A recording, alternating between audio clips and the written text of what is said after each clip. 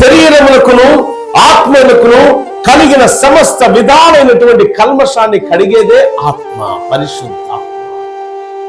చూడండి, ఆ మాట రాయబడింది ఒకసారి.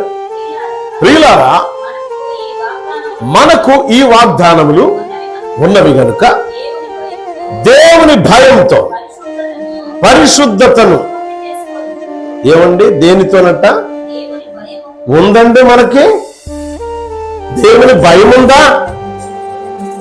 ఆరాధన సమయానికి వస్తున్నావా, నిర్లక్ష్యంగా ఉంటున్నావా? ఒక్కసారి టైం పెట్టుకో. ఈ సంవత్సరం అయినా సరే, రాబోతున్న నూతన సంవత్సరం గురించి, లేదా ఇప్పుడే అనుకో, తీర్మానం చేసుకో. ఈ సంవత్సరం అంటే ఈ రోజు వదులుకొని మరలా వచ్చే సంవత్సరం వరకు నేను ఎక్కడా లోబితనాన్ని చూపించకూడదు, ఎక్కడా దొంగతనం చేయకూడదు. ఆ పాత రోత జీవితాన్ని మరలా నాలో కార్యాలు చేయకుండా దేవునికి మాత్రమే ఒక నిబంధన